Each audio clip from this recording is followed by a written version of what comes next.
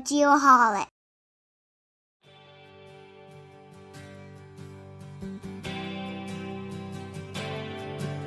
So bossy.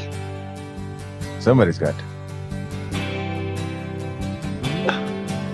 You want to hear the best sound in the world?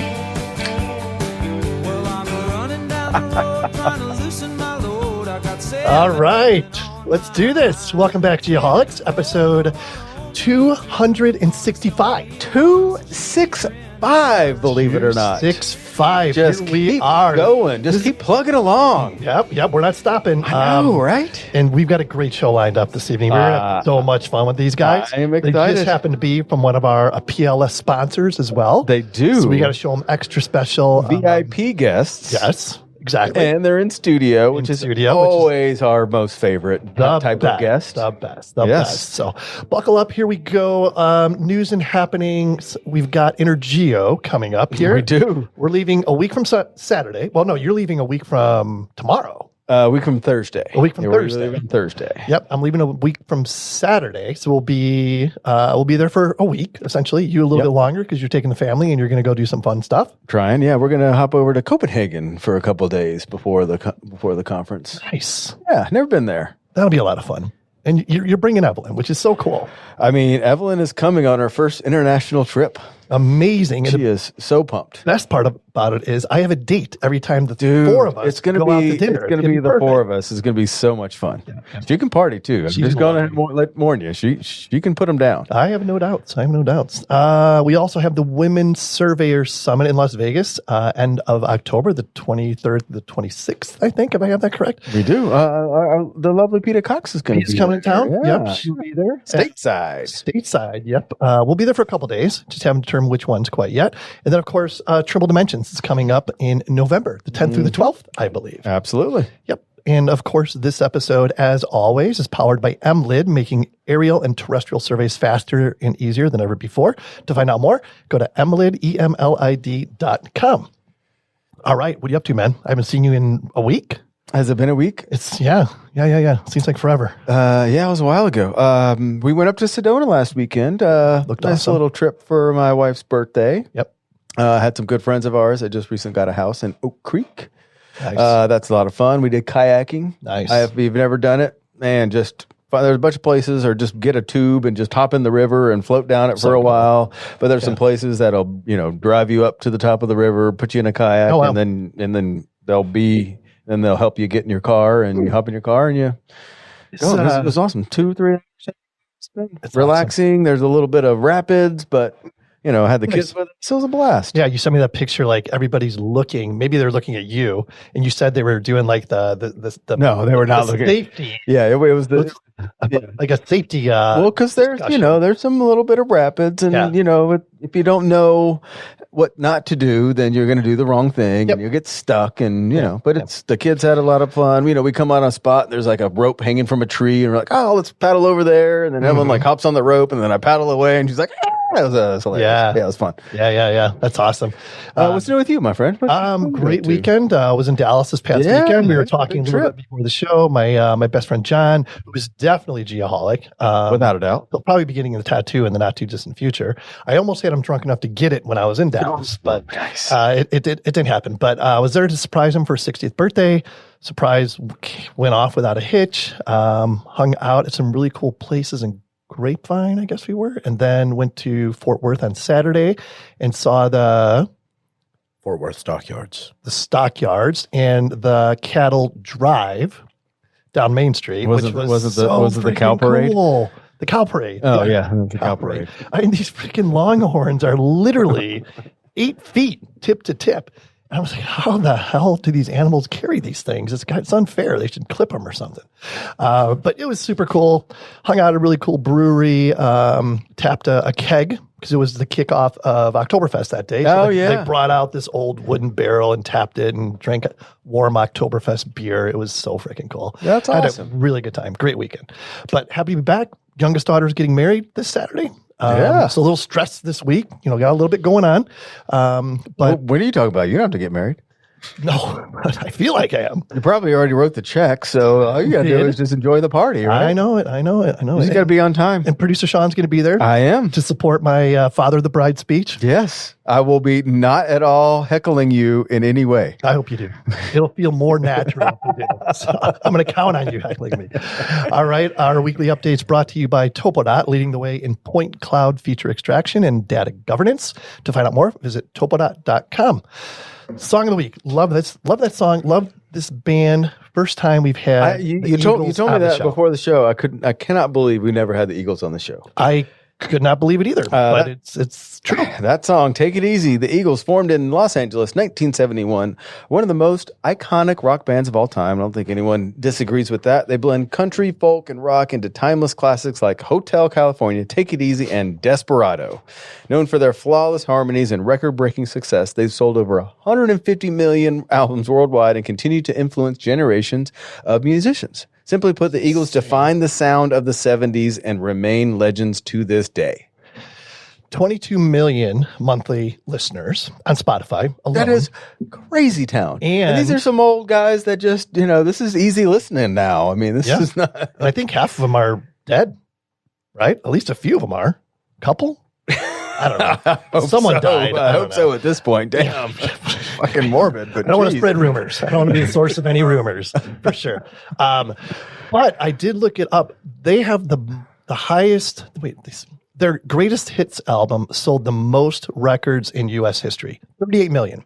That one record alone. Yeah. I mean, what's crazy is that album, like everybody knows the words to every single song on that record. Yeah, great bar songs. Incidentally, who was our Song of the Week sponsored by there, Mr. KG? As usual, is brought to you by AllTerra Central. Hopefully all the surviving members. All the surviving members that we're aware of. Your Trimble dealer for all things survey mapping and even marine gear. Check it all out at allterracentral.com. Can't wait to get these guys on. One more. Here we go. Next up, we have the NLC Prep trivia question. And to remind everybody, if you will send us the correct answer, we will do a random draw and we will send you a $25 Amazon gift card. Mm-hmm. Okay? You're laughing. If you've sent in the correct answer every week and you haven't won yet, I'm telling you, just keep sending it in. You will get drawn.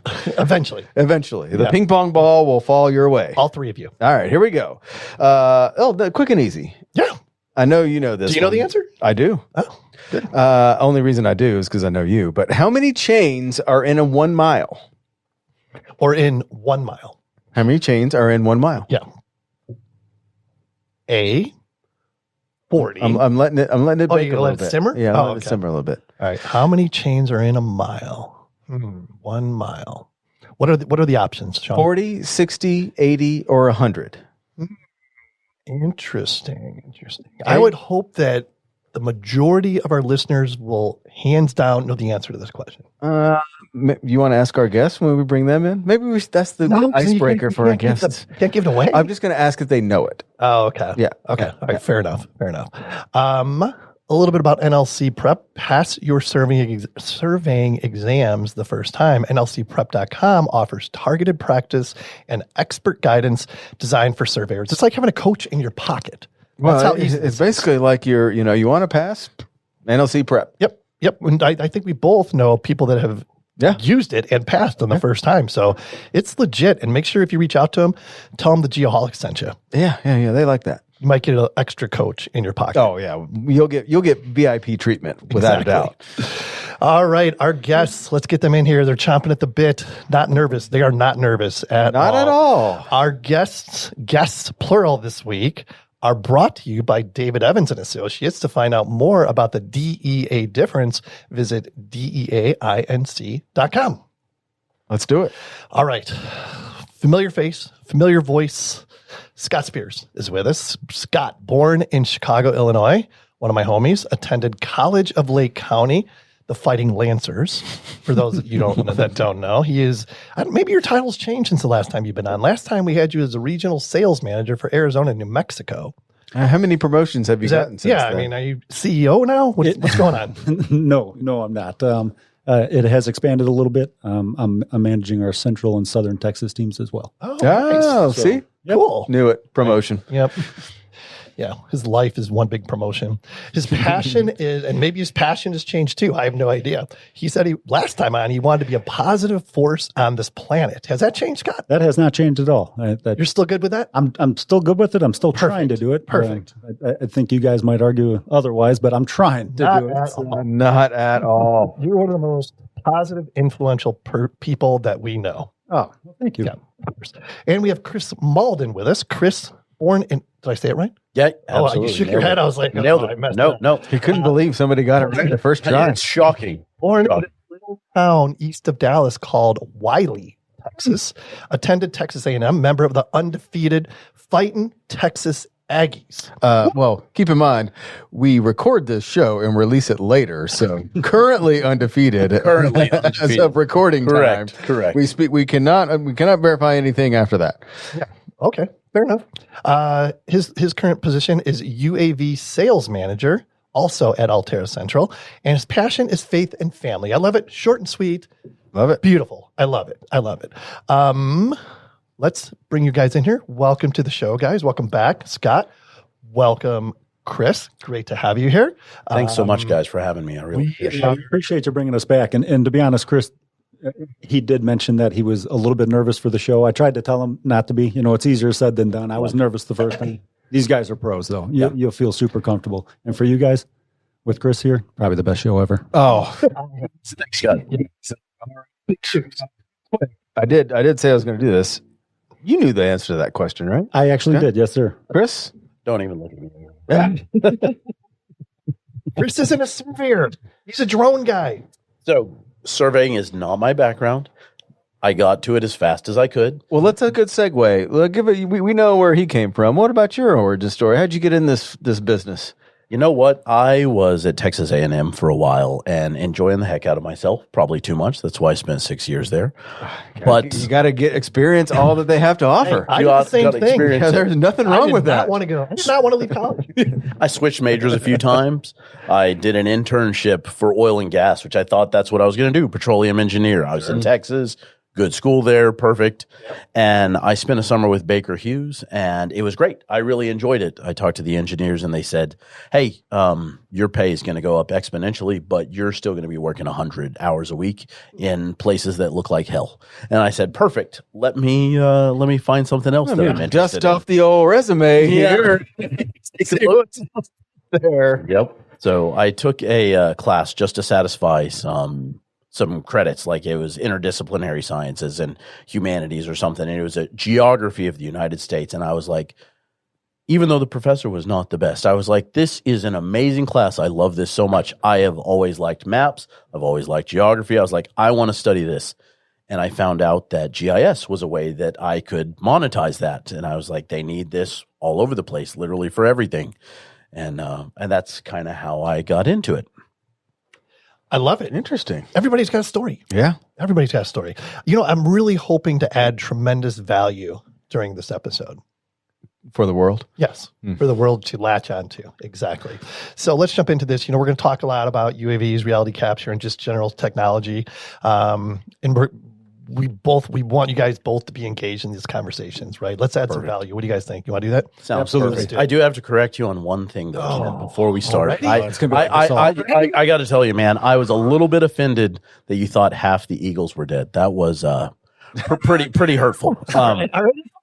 One of the Eagles is dead. Glenn Fry passed away a few years ago, and now Vince Gill is actually touring with the Eagles, replacing Glenn Fry, and they are on tour still. Chris heads up our Eagles fan club at AllTerra as well. Actually, it's very popular. All two of us. Culture of the AllTerra fan club. No wonder he's so pissed. Now I got that looming over my head for the rest of the show. All right, let's get into it. So, Chris, I'm going to go with you on this one. Many surveyors are still wrapping their heads around UAV adoption. It sounds like this is your jam. What's the biggest misconception you run into when talking to potential clients? Man, it is multifaceted. So there's two ends of the spectrum, right? We have the people who think that UAVs are going to fix everything that they have. They're like, I don't need any crews anymore. I am going to my ROI is going to be so big. I am going to just make so much money, and this is going to do everything for me. On the other end, you have people who are like, that thing is stupid. It's just a toy. You're not going to be able to get anything done with it. They don't trust any of the results from it. And like most things, the reality is somewhere in the middle of that, right? And that's what I try to stress to people whenever I talk to them is like, hey, look, this thing right here is a fantastic tool, just like tilt function in your GPS or, when GPS even came around, I mean, there's so many different things. And if you use it properly, you're going to make a better ROI. You're going to make it better for your guys, for your team and everything like that. And so trying to stress that to people is the biggest challenge. Yeah. So what percentage of your job, and Scott, you can answer this as well, in both your situations, like what percentage of your jobs is educating your clients and your potential clients? For Chris, it's going to be a heck of a lot more. For me, I deal mostly on the geospatial side, and all the surveyors, they have the basic knowledge. Especially by the time they're coming to talk to us about purchasing equipment, it's somebody who's heading up a department, something like that. So there's really not a lot of education unless it's an emerging technology. Yeah. And then, we're at the forefront of that. We're trying to be trained at that. And that way we can bring that to you, try to give you a little background information on how that technology would work for you, maybe what we think you could do with it, but then you guys get it in your hands and you put it to work in a real world situation. Yeah. Yeah. So it sounds like Chris, like Scott mentioned, that's probably a big part of what you do. 100%. We probably do 60 to 70% of what I do is going through and coaching people. Hey, here's what you probably should be looking at. Here's the questions that you need to be asking. That's the more important thing. Go ahead, Sean. But real quick, when you said, those people, what does that market look like for you guys? Is it mostly survey companies? Is it mostly general contractors that want to do it themselves? What is that currently in the space right now? What does that look like? Yeah, it's a wide range of things and it's growing. That's the exciting thing about it is people are using drones in everything. And so we're really only covering surveying and mapping with drones right now, but there's inspection levels of it. There's they're even having them that are going inside in tunnels and things like that. And so one of the things that we're working on primarily is going to be surveying. Surveying is our bread and butter. That's who we're talking to is surveyors, survey departments at construction companies. But there's a lot of engineering companies. Really, we've seen a huge interest from municipalities and governmental entities lately. Oh, they really are saying, hey, we're behind on this. We want to start, and all the buzzwords you can throw out there, the digital twins and things like that. But they want to get onto that and start doing the smart cities. So that's a big, big part of what they want to do. Well, you mentioned that, and I want to put you guys on the spot a little bit because you mentioned somebody asked you about, hey, I want to come and make a digital twin of this massive space. How do you guide them through that? And keep in mind, our audience is a lot of survey companies that kind of want a little piece of that too. But how do you guide them through the process? And you guys just provide equipment and software, right? You're not. Don't take this the wrong way. You guys aren't doing anything.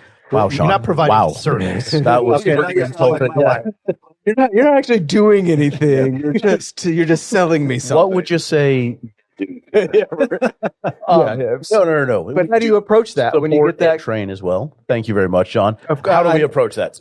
Keep in mind, we do the same spiel. The best support and training in the business. Yep. Johnny on the spot, always. I mean, you listen to the episodes, you get the gist. 100%. How do you answer that question on, I want to make a digital twin for a city block? So the unfun answer that I have to give to everybody is it's about setting expectations. Like, hey, this stuff is getting really cool and really good. Mm-hmm. Please don't expect that you're going to do this in a day. Yep. Like, you're not just going to pick this up and run with it. And we get a lot of people who think like, oh yeah, I don't need to build any ramp up time. I'm going to go ahead and just, we're going to do this. The first question we would usually ask is why though? Yeah. Like, what are you doing with this data? Because if it's something that they're planning on doing some sort of exactly. Are we talking about designing something? Well, then hire a surveyor. Are you talking about you just want a pretty picture? Then yeah, we'll show you how to do it. Yeah. So the why has a lot to do with what direction we'll go. I love what you said there about expectations because I think everything, it's like mutually agreed upon expectations and clarity. Once you have that, then you can work with it and you can get them to the promised land.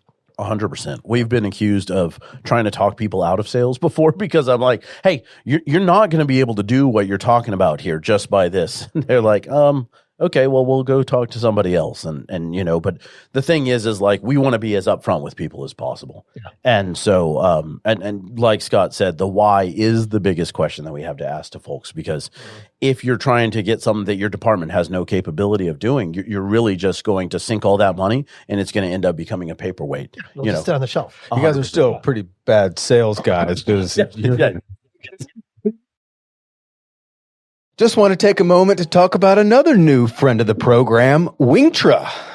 Wingtra is a Swiss company specializing in high-precision unmanned aerial vehicles designed for surveying and mapping applications. Their flagship product, the Wingtra 1, is a vertical takeoff and landing, better known as VTOL, VTOL, drone that combines the benefits of fixed-wing aircraft and multi-rotor drones, offering efficient data collection over large areas. Yeah, it's pretty crazy to see. Designed for ease of use, the Wingtra 1 features an intuitive flight planning software and fully automated flight operations, making it accessible to users with varying level of drone experience. To find out more, visit wingtra.com. One of our newest friends of the program, Emlid. Emlid is a company specializing in high-precision RTK GNSS receivers and software solutions for various industries, including, of course, land surveying, construction, and drone mapping. As our weekly episode sponsor, their product lineup features the Reach RS3, a survey-grade receiver with IMU tilt compensation. That's a big deal. The Reach RX, an ultralight multiband RTK rover, and the Reach RS2 Plus, a versatile multiband RTK GNSS receiver suitable for both rover and base station applications. Well done. Well done. That was a mouthful. Emlid offers software tools such as Emlid Flow, a mobile app for data collection in the field, Emlid Flow 360, a cloud-based application for project management, and Emlid Studio, free software post-processing kinematic, static, and drone data. To learn more, simply visit emlid.com. I want to pick up something that you just said. And maybe from these guys, you mentioned get us to the promised land. What does that promised land look like for those individuals, entities, like you said, that are wanting to do large scale digital twins? When you ask, what do you want to do with it? What do they say? What do they want to do with this? Are you talking about smart cities, like municipalities specifically? Yeah. Like a digital twin of this city block. Yeah. So the goal then is to find everything that is publicly owned, like assets, okay, have them mapped out to survey grade, and then to know and be able to manage those in some kind of a geo database, which is something that I think I see a lot is the merging of survey and GIS world is it's on a collision course, and it is going fast. Yep. But those people want to have everything in a digital world where they can go in and they can just type something, maybe with an AI type filter, and say, hey, I need to find out how old all of my signs are and how many of those do I have to plan for my budget for the next year, or it's like how many asset management. It's exactly what it is for a lot of these municipalities, is just knowing that and saying, hey, we have a work order. So like a university, for example, might say, we have all of these HVAC systems.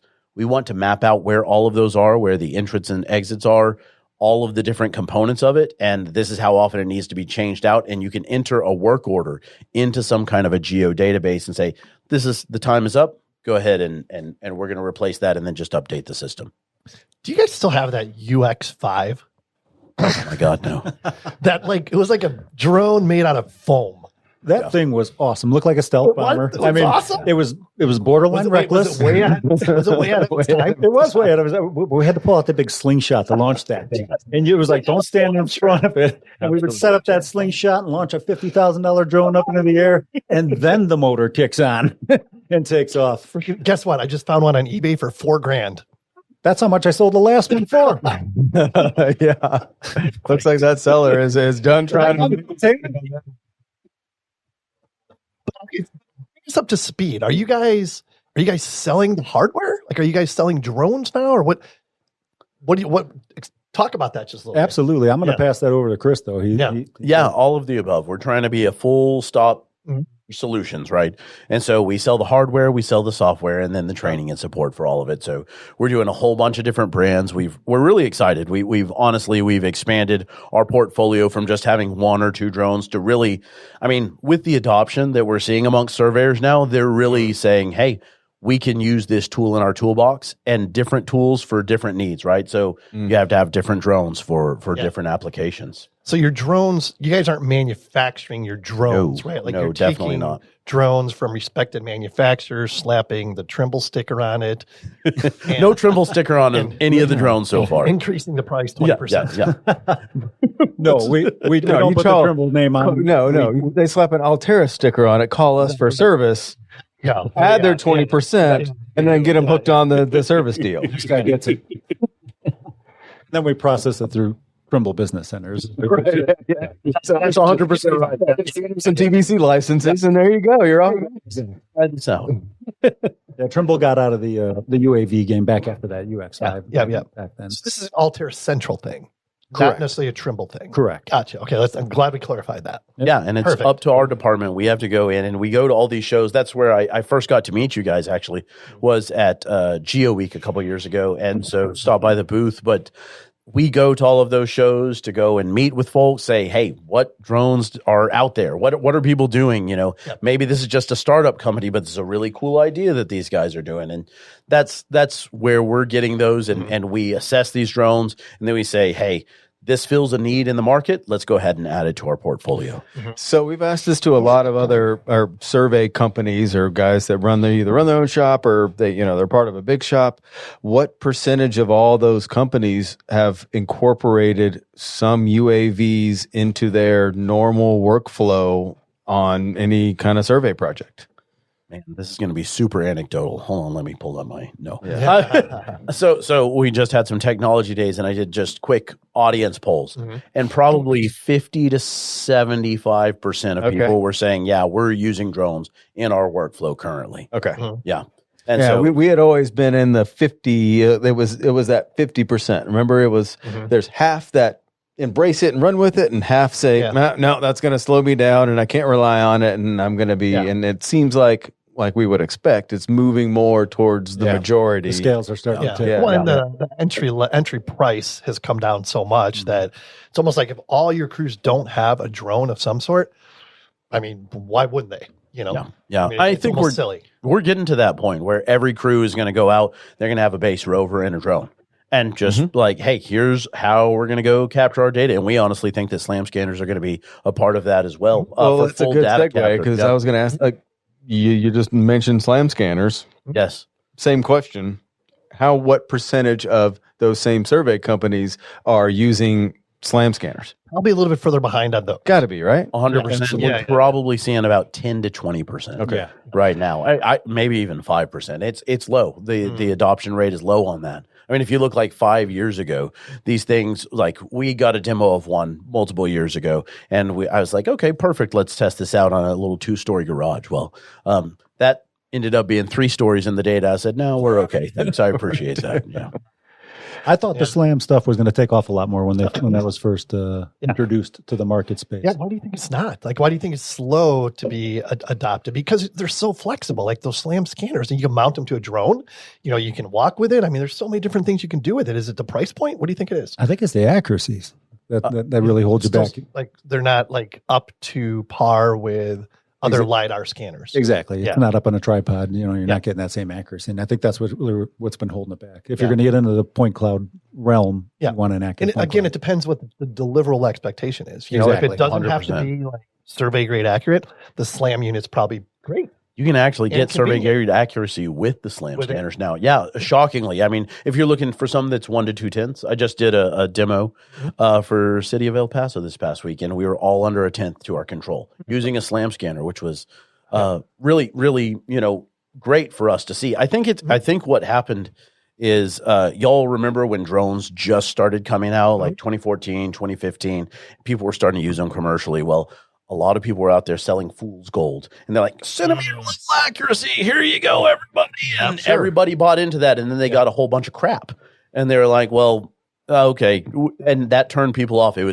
Took a long time for drones to get adopted, or Yeah. And so I think probably the same thing happened with SLAM scanners. Like the technology was just not ready back then. And it was a great technology. It didn't have the accuracies that you needed for survey. Yep. And so now you'll see there's a whole bunch of them out there, and they're all advertising survey grade accuracies because the technology is just that much better now.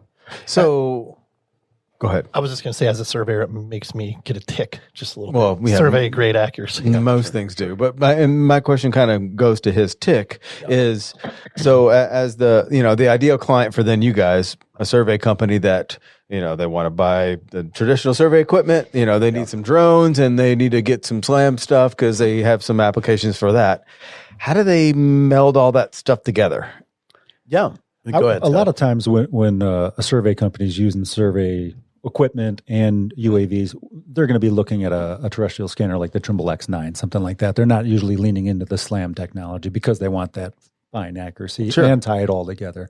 Pardon me. But what if I do? What if I want that accuracy, and then I want to go walk around a city block and just collect a bunch of data, and then still maybe not necessarily have the same data accuracy, but still be able to. You know where I'm going here, right? Absolutely, yeah. No, I did a fun little project like that where we were meshing all these technologies together. Where I took the SX12 and would scanned the ground level things, and then I took a GeoSlam type unit on a wand down inside a sanitary manhole, and then I took that same GeoSlam unit and walked through the building and back out and merged all those point clouds together. How'd that go for you? And it was great. It was fun. It's just a fun little project. Well, is that something that can be scalable to a lot of projects and a lot of survey companies in there? Absolutely. I did all of that with no training, and I just dropped it all in TBD. Oh, come on. You're a surveyor and you have more TBC training. 15 years. Come on. It was easy, and that's why I pulled it off. What's the difference between the X9 and the X12? The X12 is a long-range scanner that we actually don't have a whole lot of experience with. We don't have any users using it in our space, so it's not a long scanner than the X9. It is. Okay, Yep, exactly right. Yeah, I wasn't familiar with the X12. I just saw it on the website. I'm like, oh, okay. Yeah, it's one of the newer ones that's just not as popular. Yep. There has been almost no requests. Interesting. Through me. I'm only speaking for myself. Sure, of course. So, when you're talking to your clients, like both of you, actually, like everybody wants to know when they're going to see a return on investment. Like how accurate is the data? When am I going to start making money with it? And like my response would be like, the more time you put into it, and the more you commit to it, the faster you're going to make money. How do you guys approach that question? No, that's absolutely right. And I try to tell people, look, if you don't have the projects for this, He's so sensitive. Don't get one. Don't get one. So sensitive. Yeah, if you don't have the projects for it, don't get one. I mean, we don't want to sell equipment to people who are going to lose money on it. So, finding your ROI, we say, look, you're gonna make your ROI several different ways. We have people who we've talked to who are like, how do I do this? How am I going to get my ROI on this? And it's like, do we do the same work with this technology and then just save on time?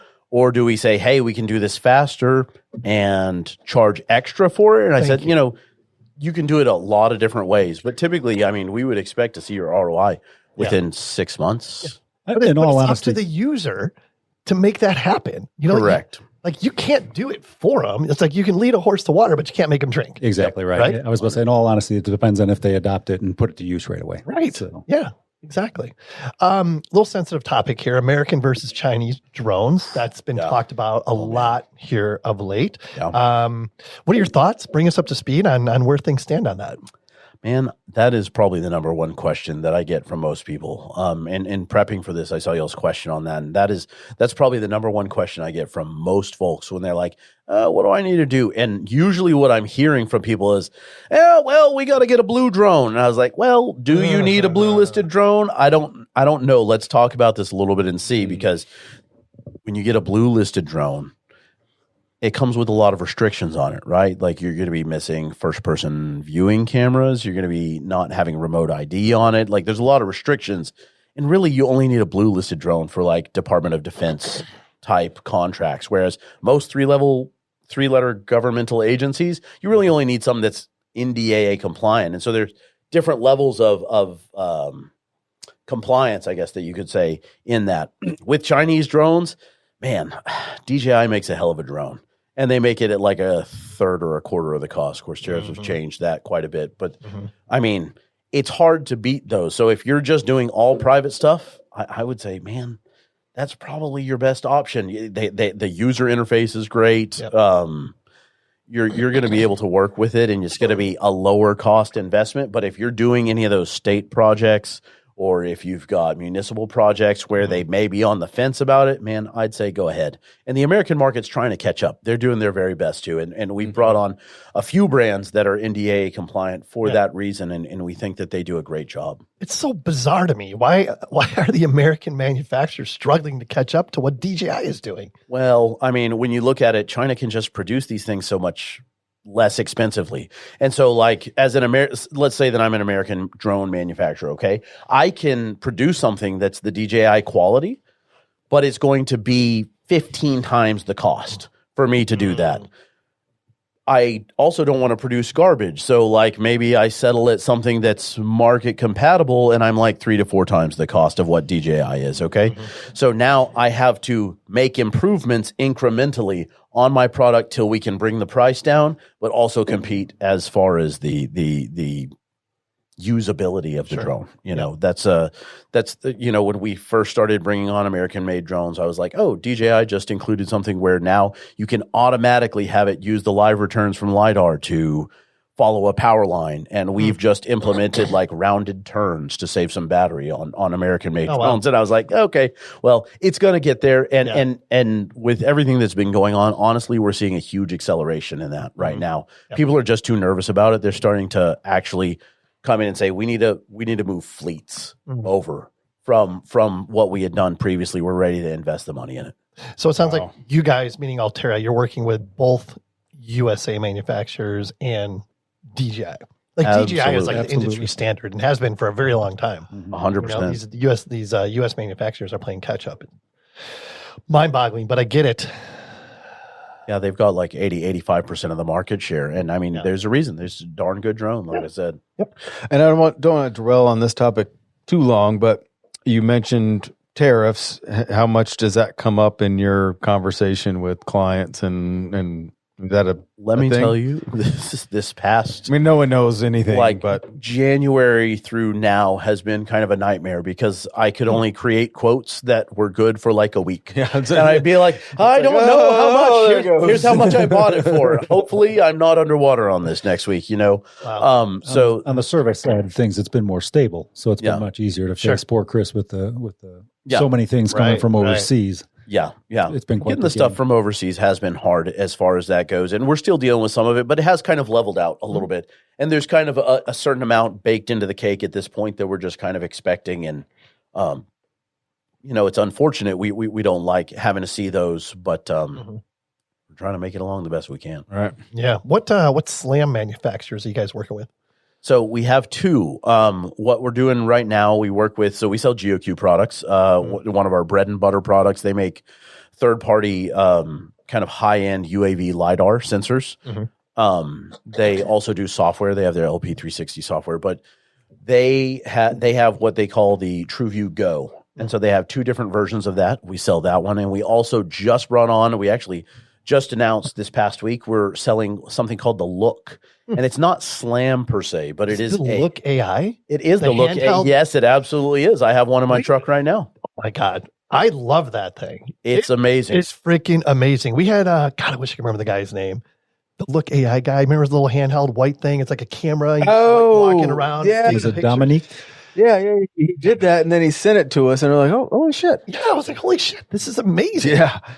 You guys want to see the data? We've got it. It's amazing. That is a game changer. What really has amazed me about this, because I got to tell you, I am a LiDAR guy. Like, I love LiDAR. It's a physical measurement. Like, if there's something wrong with it, I can go back and troubleshoot and find out exactly what's wrong with it. So I was very skeptical of this product whenever we brought it on.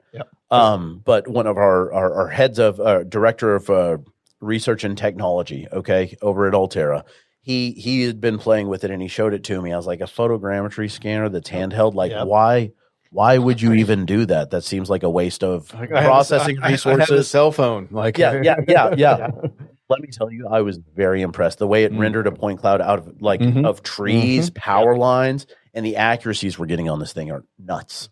And so, we're still in the testing phases of it, but we think it's a pretty amazing process. When we take on a new product, we have someone who tests it and kind of puts it through its paces and everything like that before we come out. We can try and give some real world expectations. Is that an internal employee or some external guys that you may know that would maybe try out some cool new stuff? Let's talk after this. Okay. Give me a few more pours again. We're going to get Look to be one of our sponsors next year. There's no doubt should be mine. Yeah. But I also think that we should be those guys that get to fart around with these things and report back. We are tied into all the stuff. Beta test us. Bingo. Let's do it. Maybe I think I just thought of that. Look at you now. Couple of whiskeys. This guy's puts it all together. Scott, get these guys some AllTerra. Oh my goodness. Let's talk about AI. Go for it. Ask a question. No, you go for it. What role is AI playing in the world you live in and in the world you live in, Scott? We see it more and more in the Trimble business centers, really, where they're starting to implement the AI, being able to teach it things yourself and be able to share that with your colleagues and things like that. We can see that really growing into everything. And I really don't know where they're going to take it from there. But I'm going to let Chris run with it. This is UAV focused. You bet. Yeah, sure. So the AI is going to do some incredible things. It's a tool just like everything else. And that's something I like to stress to people like, hey, it's not good or bad. It's a thing. And you can use it for what you need. It is getting used on the hardware side. So we were just talking about the Look. It's using AI to match pixels together in a faster way so that you can process something overnight, photogrammetry that's taken thousands of photos. Instead of that taking multiple days, now you can do that overnight through a cloud program. Okay. And the AI is what's allowing you to stitch that so quickly. But to Scott's point, I really think that's where we're going to see, watch over the next year, 6 months to a year. Now, all the feature extraction that you've been having to do manually, all of the, classification, everything like that, you're going to be able to eventually, I bet by the end of 2026, you'll be able to talk to your computer and say, hey, I need you to pull out all the fire hydrants from this data set that I just collected. Sure. And it'll be able to pull those out. Yeah. Yeah. I was just looking, I just jumped on LinkedIn here because it was driving me crazy. First of all, Kevin Grover, I don't know if you've heard Kevin Grover's name yet, but he's had a customer success at Look AI. And he and I have been communicating here recently. He and I worked together at Stantec. Oh, and okay, when cool. I found out he went over to Look AI, I reached out Stantec. to him like, dude, you're in a good spot because this technology is freaking amazing. And then I think Mike McGill is who he talked to. This guy right here, remember? I can't remember where we were, but yeah, I remember. Yeah. He was a sales guy, but he was awesome. Yeah, really fun guy. Oh, sure. thanks for pumping up sales guys. Honestly, Appreciate that. He was a sales guy, but he was awesome too. He was awesome. Oh, okay. He was awesome. But no, that's great technology for sure. Good. Well, I was just curious on. I sidetracked us there. Yeah, you really did. I want to go back to when you guys talk to clients, and your clients are basically our listeners. And what are they saying as far as, I know AI can help in TBC, and, what are they saying that I need help with this? Or how can, the AI part of what they're doing on the software side, and what are you getting from your clients is what their needs are? Or are you telling them this is what can be done? You see what I'm asking there? Are they coming to you to solve their problems? So it's going to be a little bit of both. We rely on our customers. You guys know that, that's where all the work is being done. That's where all the innovation is happening. We're going to respond to that. We also can take a look at technologies and say, hey, this is exactly where we think this is going. And then we'll pitch it to some people and say, hey, what do you think about this? Our people that we talk to, our customers, and say, what do you think about this? Everybody is kind of excited about AI, kind of nervous about it. And we're just on that kind of cusp. It's like going up the roller coaster, right? We're almost to the peak there, and I think it's about to start taking off. Yeah, and that's why I kind of hedged on the AI TBC question, because I work a lot with our internal guy, Billy, who's one of the beta testers for like next generation type stuff. Yep. I don't want anything to slip, this late at night and everything like that. So that's why I kind of hedge. But that's where a lot of that communication gets beneficial, because we'll talk to you guys. You guys tell us what you need. I tell it to Billy, who's a part of this team. Then you come up with a solution. Yeah, he and Trimble, they talk about these things in the background. And that way they're always trying to plan for that next step. So we're taking the things you guys ask for and bringing it straight to them. And the reason I ask is, like you said, we're still kind of on this upward trend. And at some point it's going to go from, it feels like right now it's mostly the developer saying, hey, did you know it can do this? Mm-hmm. And at some point we're going to cross over to it, hey, can it do this? Yeah. And then it's going to shift from informative to then the market is going to direct more of where it's going. Right now, the suppliers and the software guys are directing and trying to figure out use cases, and the market hasn't caught up to that yet. Is that where you guys are seeing the same thing? That's 100%. I mean, I say a lot of times, man, the technology is moving so fast that sometimes it's actually surpassed the market on use cases. And would you say that that's true for 100%. How we can use AI in this space right now? Absolutely. Right now, we're like, hey, give me a good generic marketing email, Chat GPT. Thanks for that. Like now I can tweak this, but like, we're using it for just such a small amount of what it can be used for. And all of a sudden, once we get over it and this thing becomes readily available to everybody, people are going to say, okay, this is what I do and what I do well. I need to leverage this technology to go ahead and improve my workflows. And that's about to happen. Yeah. One thing we're running into, and I'm sure everybody is, especially at the larger companies, is our IT department is really starting to vet some of these things and restrict which AIs we can use and what can we use these things for. So we're kind of witnessing the establishment of these rules. Sure. In real time. Yeah, on the fly. Yeah, but there should be, right? Oh, absolutely. So we don't know what kind of trouble we can get ourselves into yet. So we're just figuring that out. So in general, do you see AI as more of a positive disruptor or a potential risk for surveying and geospatial? Ooh, that's a good question. I see it as a positive disruptor. Yeah. It's going to help take us to that next level. Is it going to replace jobs? No, that's the same thing they said about robotic total stations, right? And that didn't replace jobs either. Like we're going to figure out ways to use these robotic total stations did replace jobs. It allowed you to do a one-man crew versus a two-man crew. Yeah, but now we have double the crews, and we can use double that. And we have half as many surveyors we need. So when I was the firm I worked for at the time, when we brought on robotic total stations, not one guy lost his job. We became more efficient. Yeah. And the same thing's going to happen with AI. We're going to figure out ways to make this more efficient. Like Sean just said, we need double the guys we have now. We have to figure out how to do more work with the people we have. And we're going to figure out how to utilize AI to accomplish more. Use it as a tool. To use it as another tool to accomplish more. That's what we're doing with all our tools. Yep. Great answer. I think it's actually going to be one of the things that people, this is universal. It's one of the things that you guys preach about, and we're trying to get more people into survey, which, by the way, I've been to a few events lately with a lot of high school students who really had excellent questions and really have been excited about the different technologies and about survey and learning about things. So I just want to give you guys a lot of props for what y'all are doing, and we do some of that stuff. We try to take credit for those high school kids. These two did that alone. These specific gentlemen. But I just mean, like, people are getting excited, but it's a universal problem across survey that it's hard to find people who are qualified and know the thing, and some of that is getting filled by some of the technology. You're saying, hey, I can take the people that I have or the people that are available, and now I can supplement with this technology. I can give that person some additional training and let them be more deadly with what they have now, instead of saying, hey, we just have this dearth of people and we don't know what to do about it. That's one of the ways that you can help facilitate that, is with the technology. Quick question on AI, and then we'll move on. But I do want to ask you guys if you guys have heard of this. Have you encountered any? You've heard of the AI hallucinations or something that just kind of they make up. Is that potential, or has that been talked about in any circles that you're in, of data that is kind of hallucinated or an AI bot or something would assume something is somewhere when it may not be there. Is that I mean, we talk about the risk. Is that something you guys have come across? Are you saying that my AI girlfriend is a hallucination? 1,000%. No, it's not, Ken. Don't listen to his negativity. Thank you. Yeah.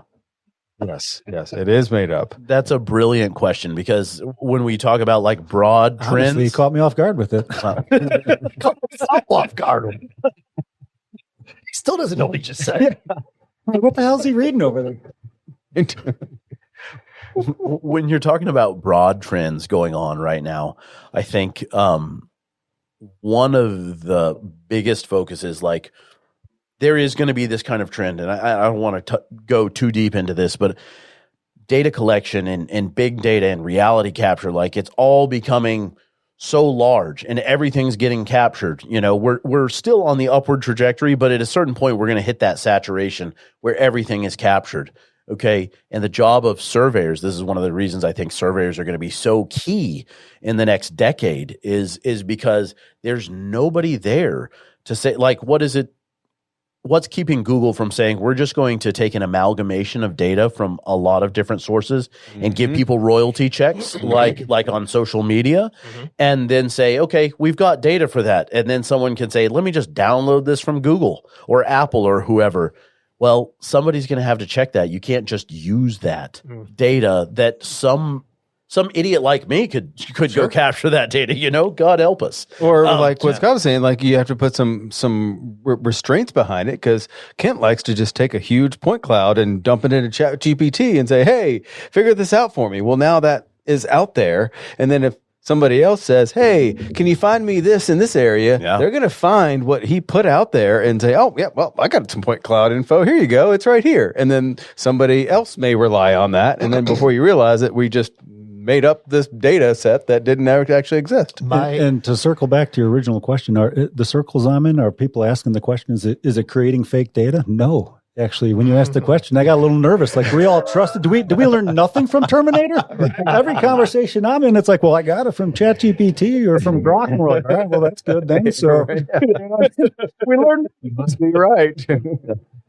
Oh, my word. I was going to tell you that my AI girlfriend's going to be calling you because she's pissed at you right now. I'm sure she is. She just sent me a message. She's listening. That's the other user we have on YouTube. That's right. I am really curious that when you're having conversations about emerging technologies, right?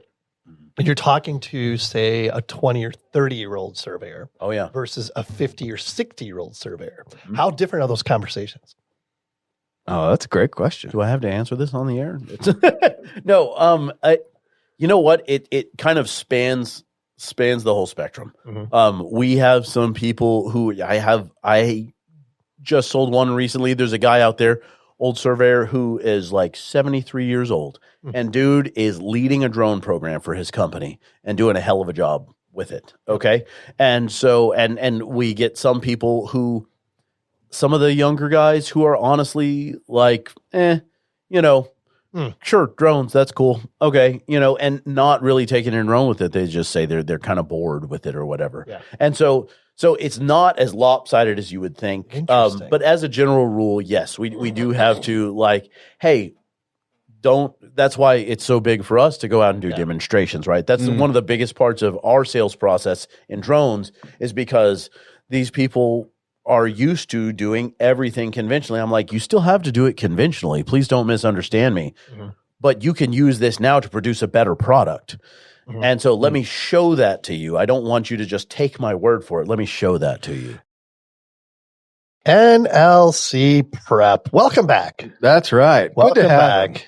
NLC Prep is an online platform dedicated to helping individuals prepare for land surveying exams, including the FSPS, Texas RPLS, and California PLS exams. That's right. The platform offers various resources such as online courses, hard copy practice exams, and pre-programmed calculators to aid in exam preparation.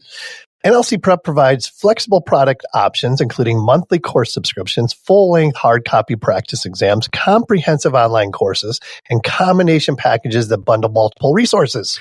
Yeah, the results don't lie with these guys. If you need help, it's they don't want to say that's a guarantee, but it's pretty darn close. To learn more, simply visit nlcprep.com. Let's talk about Smart Drone. Smart Drone Corporation is an American company specializing in drone mapping solutions, offering both on-demand services and industrial mapping products. Indeed, their services include drone mapping and surveying, utilizing advanced LiDAR and photogrammetry technologies to provide accurate and efficient data collection. And this one's really important. Smart Drone's product lineup features American-made industrial mapping drones, such as the Discovery 3, designed for high-precision mapping applications. To find out more, visit smartdrone.com. And you may have just answered. We actually got a question on our YouTube feed. We have a YouTube channel.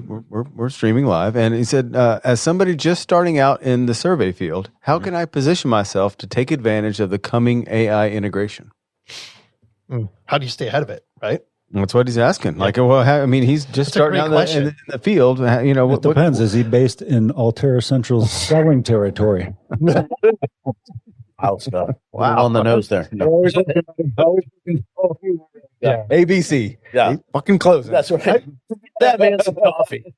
A cup of coffee.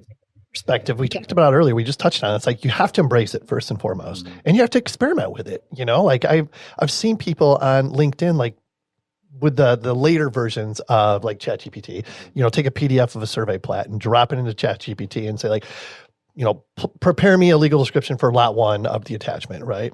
And sure as shit, it prepares a legal description for lot 1. It may not be perfect, but again, just like all ChatGPT, in my opinion, it gets you like 75% of the way there, right? Yep. But you can't close the book on it. You can't resist it. That's like my biggest thing for sure, because it's going to change the profession. Yeah, it really is. I mean, you're 100% right on that. There's, for somebody just getting into it, to answer the question directly from the YouTube viewer, man, just find your principles and then just grab on and hold on. Start playing with the stuff like Ken and Sean were saying. I mean, the people who are going to be successful are the people who really just start digging in. Like, spend your evenings, don't just do it during your day job time. Like, get interested in the stuff and start playing with it in your off time. You'll be surprised how much you'll learn.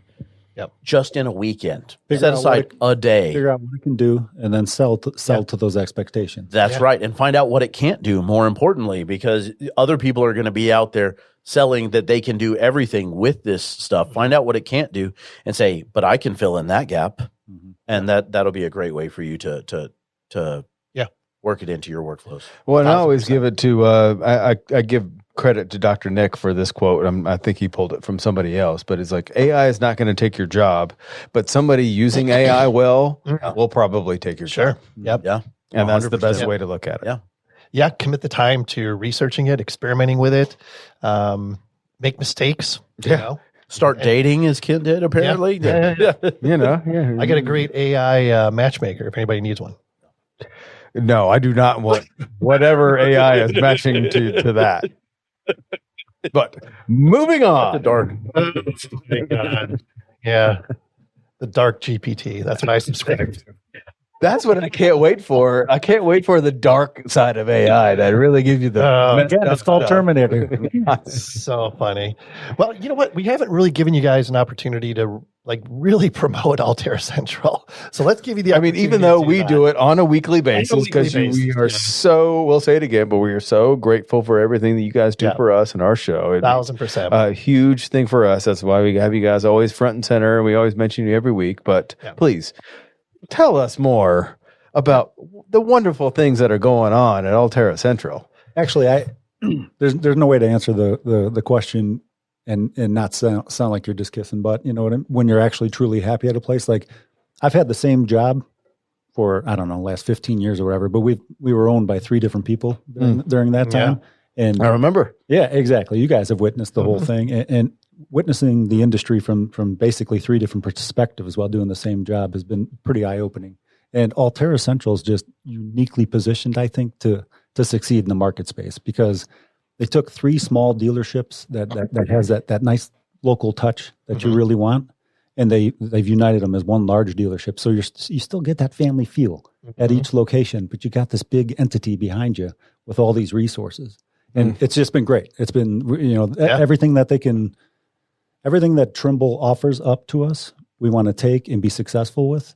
And we have the skill set to do it with these guys, and we're adaptable, and it's just been a lot of fun. Well, it sounds like it because changing. you're moving with the market and moving with the industry, Exactly. and going, and because you put a UAV guy beside you, and all of a sudden, I know Kent and I's checkbook start opening because we're like, oh crap, here we go again. Yeah, well, exactly, and like we're first and foremost, we're always a Trimble dealer, and we lead with Trimble products. They've been great to us, and we're great partners. But we bring on things like UAV because our clients are asking for it. Sure. And we want to support our clients in any way we can. And then we end up bringing on great people like Chris, and it's just a great atmosphere. Yeah. What would you like to add to that, Chris?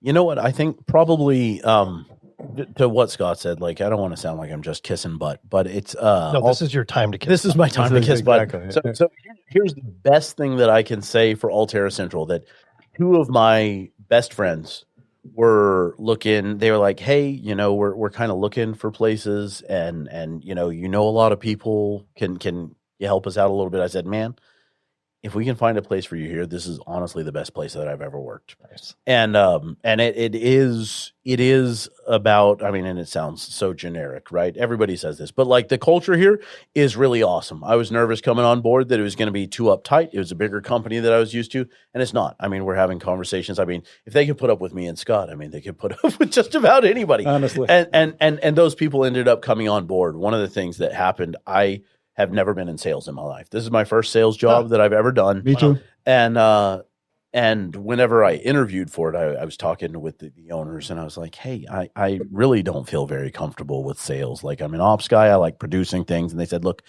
we don't want you to push on anybody.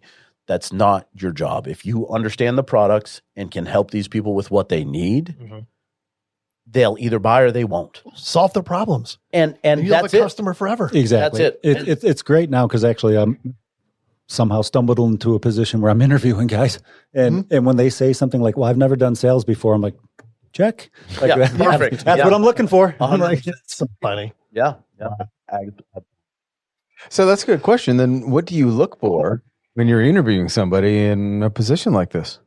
Because it's got to be part of the culture, right? Like you're looking for certain things when you hire somebody, and I know, like I've talked to you in the past, and and every time that we've met AllTerra folks at different functions, you can tell it's a certain type of person, Absolutely. So, like, how would you describe that? Honestly, we try to look for surveyors. We want people that bring that added value, and we want to bring the added value to our clients that way by trying to find some people with some experience. Some people our clients can lean on, and it's just another thing that I love about AllTerra because our management team, we have registered land surveyors in the ownership level of this company. I mean that's awesome. how we roll. We're surveyors helping surveyors, and it's just fantastic. Yeah, It's a tricky game trying to hire people whenever everybody's looking for surveyors. So we have to be real careful about that. But that's what we are looking for: people who know what they're talking about. Yeah, you are not plucking from a limited pool here, guys. Well, very so limited because we also don't want to take them from you guys. It's real tricky. One way to not get a sale is hire. Cheeseball question here. Looking 5 years out, what role do you see AllTerra Central playing in the shaping of the future of UAVs reality capture in the surveying profession? What value are you guys providing to the survey profession? Sure. I think right now the current value that's needed out there and what we're trying to provide is a lot for the people who are still that 50 to 25% that are not familiar with drones, who are uncomfortable with drones and everything like that. We really want to hold everybody's hand. We want to go out there and be like, hey, let's, you're not just buy the equipment from us, but when you guys have a big project coming up, call us. We'll schedule an hour of time and get on you and do your flight plan with you. We're not going to do it. We're going to coach you through it. Okay. So that way you guys now know how to do this for your stuff going forward. And we want to help those people get up to speed because they're like, they can feel it. They can see it. They're like, we're getting left behind because we're not doing UAVs. And I say, well, okay, let us help you get up to speed, but let's just set that expectation that you can't just do it overnight. It's not a switch that you flip. And so that's how we're doing it. We are also expanding our team. I've been very fortunate in that we've hired some additional people to do sales and support. And that's to the previous question. What we're looking for UAV people is people who can talk to other people and talk to surveyors who also know what they're talking about. Yeah. We really want less salespeople and more like, I don't want to say technical support, because you can get someone who's like, let me tell you the specs of this. Like, that's not what's important. Is like, how do I get from A to B? Yeah. Is important roles. for us. Supporting roles. We see ourselves as supporting roles to surveyors. That's what we are. Yeah. So we want people. And keep in mind, you guys don't have to be any more nerdy than a surveyor. Yeah. Believe me, That's right. We love this stuff. Yeah.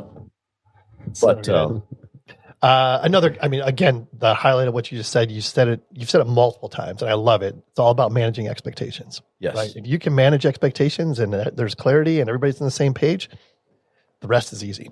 Absolutely. Yep. And it's hard for us to say exactly what that's going to look like in 5 years, though, again, to your question, because as that supporting role, you guys will tell us. Where you need us in 5 years is where we're going to try to be. So we just try to be there every step of the way as a supporting. Just trying to stay in front of it. Exactly. Well, I'm sure you guys can appreciate it's a back and forth where we need to push you of what we need as a speaking on behalf of a survey business or whatever, and the same time you need to tell us what's available, so I can go and pitch it to clients that you guys don't see and say, oh, by the way, I could, there's some other stuff out there that I could give you this. Yeah. And I want that. Yeah. And okay, well then let me call Scott and make that happen, and then we can. I mean, I'm sure you guys see that as 100%. Because back to what we were talking about before, like we don't know what's cooking in the lab to be able to offer to our clients, and you guys don't know how to cook it until we tell you what temperature our clients are looking for. Absolutely. We all rely on each other for these things. Like I said, you guys bring us what you need. We bring that to Trimble. They're bringing us new products of other things that they've been developing and the ways they think it's going to work. We vet it out. We bring it to you and like, well, they think it's going to do this, but we see it better as this. You're like, oh, Scott, nice try. A little pat on the head. And then you put it to work what it's really going to do. Right. Yeah, exactly. It's all a partnership. It just goes back and forth. Well, no, it's a problem solving partnership. Absolutely. It's exactly We're all what it in is. this together. And we crave that feedback. I mean, I've got several buddies who I've been working with since I started with the company who have become close, actual personal friends of mine. And they'll MF me up and down on something like, I hate that this stupid thing won't do this and that. I'm like, okay, well, let's see if we can find something that will do that, or let me give feedback to this company so that we can get it to do exactly what you want. And that's how the industry grows. I do want to ask that question. I mean, we're starting to get long on time, but I am curious because you just brought that up. Do you guys expect that as the technology grows and all this stuff starts getting a little, way more advanced, that the questions you are going to get dumber and dumber? I hope so. Because, man, you hit me with that one earlier, and I had sweat down my back. But I mean, right now you're getting the questions like, "Oh man, my thing won't turn on." You're like, "Hey, did you change the battery out?" Oh, exactly. Shoot. Okay. Put the antenna on. Well, now you're going to go into, "Hey, I need to Oh, Scott, I need to combine a slam scan with this thing," and I'm like, how does your customer service react to the increasing demand from I'm sure the complexity of questions is going up. Right? It absolutely is. We've had to actually kind of split up our tech support team a little bit where it's almost two-phase, where we have like an advanced team doing some of those advanced questions with the emerging technologies we're talking about, UAVs and scanning. And then the guys who are still answering like conventional total station setup questions, robots, simple GPS type stuff. Still end up getting both. I'm only capable of answering one type. So. I'm glad you mentioned the technical support aspect, because I know that's something that is very important to AllTerra Central. Absolutely. Talk about that just a little bit. Give those folks some credit. Oh, we have a great team. Same thing, same concept, where we try to get some people with some real experience, surveying experience, things like that, so they understand the real world applications that you're trying to run through. There's nothing more frustrating than being out in the field and you call someone for some support and they have no idea what you're talking about. Yep. Like I've been in the field trying to run a bench circuit, and hey, I'm trying to do this, and I'm balancing it through, and through the tech support conversation, I could tell them, like, have you ever run a level loop? And they're like, I've heard of it. I was like, I'm supposed to be doing that, right? Exactly. And it's like, that's not what we want. What are we talking about? Yeah, we have a team put together that can handle these advanced questions. I turn to them all the time, and I've been in this industry now for 30 years. And to be able to, even as a sales guy, call these guys and be, hey, man, I'm in front of the client here, and it's just not, you know what I mean? Yeah. And they can get you up and running right away. It's just a game changer for us as it is our clients. Yeah. Well said. Yeah, absolutely. I mean, on the UAV side as well, what I tell to every customer is like, hey, we don't want to be like AllTerra is invested in having people who are intelligent on the subjects here. And so you're not just hitting 1-800 overseas whenever you have a problem, or you're not just going to forums. Like, you pick up your phone, you call my cell phone, you call my guys' cell phones, and we're like, hey, what's the problem? Oh, you're in the field right now. Let me see if I can help with that. What do you have going on? And let's talk through that. See if we can't get it rectified for you. Yep. Yeah. Well said. You guys are awesome. Love it. Anything else? You guys, we touched on a lot of stuff, man. Covered the spectrum, I think. We did. Is there anything else? Well, let's take a second and let these guys do their own little. These are sales guys, so they're used to their little elevator speech, and whatever Have you heard they, the stories. We're like they the wanna worst get out sales guys there. ever. It's like giving us an elevator speech for the last hour.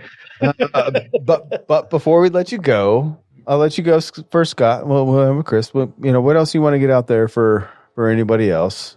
Hadn't got enough information from you so far. I'm in such a happy place with everything I'm doing right now, buddy. I've got no complaints. I'm happy at work, happy in life. My son just went off to college. Congratulations. We're absolutely. Is he swimming? On scholarship. He is. Yeah. No, I wish. Oh. Thanks, Chris. But No, no, sorry. I thought he was for swimming. No, that hit. But he's swimming at Babson College in Massachusetts. So we're empty nesters, recent empty nesters. And I know. 21 years married in a couple of weeks here, and empty nesters now. So we're really excited. Don't make another baby. Oh, I'm gonna try, only because I know it's not happening For you. You keep trying, my friend. All I'm saying, if you come to the house, ring the doorbell. There you go. Don't look in the backyard. Chris, take us out, man. Yeah, man. First, I want to say congrats to your daughter. That's super exciting, Ken. And I hope you'll have a wonderful time this weekend. If I could just give a shout out to my kids, they're super excited that I'm on a podcast right now. And so just want to say hi to those three. What are their names? My beautiful wife. I told my wife that I wouldn't mention their names on air. But I get their nicknames. It's Mr. Man, Sugar Plum, and Chunk. And so that's awesome. That's my three kids. They're 7, 4, and 1. Those are actually all three nicknames for Kent. Excellent. Nice. Solid. I'm not sure which one I like out of it. I'd go with Sugar Plum. Exactly. But no, thank you guys so much. I really appreciate y'all having me on. It's been a real pleasure. And y'all keep doing what you're doing. You're doing a fantastic job. And really, I mean, without getting too buzzwordy, you're really spreading awareness of all the things, and I think you're doing a phenomenal job. You guys are doing great things for all of us in this industry. We all really appreciate what you guys are doing. Keep it up. And thanks to you guys for being supporters of the show. I mean, we couldn't do it without you. So, but we will make you uncomfortable for one last question. I ask it to everybody. Let's hear it. I already know yours. Chris, do you have a mantra that you live by? Man, I have a lot. You're prepared. Oh yeah. But I'm only going to give you all one, okay? Because I think this is it's cynical and a little bit funny. But one of my best bosses, I know y'all talk about mentorship a lot, okay? And so one of my best bosses I ever had was at Enterprise Rent-A-Car. His name was Cooper Willard. And he taught me the value of doing really hard things and unpleasant things that were unnecessary at work. And he's like, look, Mauldin, it could always be worse. So be grateful for how things are right now, because it can always be worse. And so I think about that. Sometimes I'll be stressed to the nth degree. I just worked like an 18-hour day, and I'm like, God, I am just dying. I mean, it could always be worse. You could be worse. You could have nothing to do right now. So like I just like to try and keep that focus. Like, hey, let's just make sure that we're grateful for every moment, everything that happens, try and be as grateful as possible. Love it. What was your Scott? Always take the high road. It's just always served me. You ever get into a situation you don't know what to do, it's just take the high road and you'll be just fine on the other side of it. So it hasn't failed me yet. Perpetual optimist. Just about Scott. He love was it. one of those people that I was not sure about at first because he's so nice that you feel like he's being sarcastic to you. You're like, oh, okay, like you're mocking me right He's now, always aren't like you? the worst sales guy ever. Worst. Like, it's cool, we buy something you don't, whatever. I just want you to have a good He time. builds you into it. I hope He both really teams does. have fun. Oh, kid going to college. I told you we're terrible salesmen. That's why we reply on repeat Still business. buy a bunch of crap from you. So See, that's the approach. That's why we're so honest. That's what I mean by repeat business. If you're honest up front, they'll come Yeah. back. So Yeah, we always take that can't approach. say enough. Yep. You guys are awesome. Thank you so much. This is a perfect note to end on. Embracing innovation while never losing sight of the people behind the technology. We talked about that a lot tonight. Huge thanks to our guests for having shared your journey and insights. AllTerra Central for leading the charge in UAVs and reality capture. This conversation is a reminder that the future of surveying isn't just about faster tools. It's about using them for lasting impacts. What do you think about that? You want me to hit play here. I do. There you I go. do. Thank you. Turn it up. Adding value and making friends. That's what we do here at the Geoholics. I mean, we definitely added value we made one new friend. and we made a new friend. Yeah, we increased our friendship with Scott. It's always good to Another spend time level. with We're you at guys. another level now. If anyone would like to be a guest on a future show, shoot us an email at info@thegeoholics.com. Huge thanks to our partners, Emlid, Topodot, AllTerra Central, Hexagon, NLC Prep, GeoNet, David Evans and Associates, and of course, our good friend Trent at Diamondback Land Survey. Always. Could DK. not do any of this without you guys. Eagles, take it easy, available everywhere. Until next time, everyone. What do you got, buddy? It could always be worse. It definitely can. Be grateful for what you have. I am. Are you? Always take the high road. I got the Hig road, so I obviously typed it wrong. I obviously take the high road. And as always, most importantly, be safe and healthy. Down the road trying to loosen my load. I got 7 women on my mind. 4 that wanna own me, 2 that wanna stone me, 1 says she's a friend of mine. Take it easy, take it easy. Don't let the sound of your own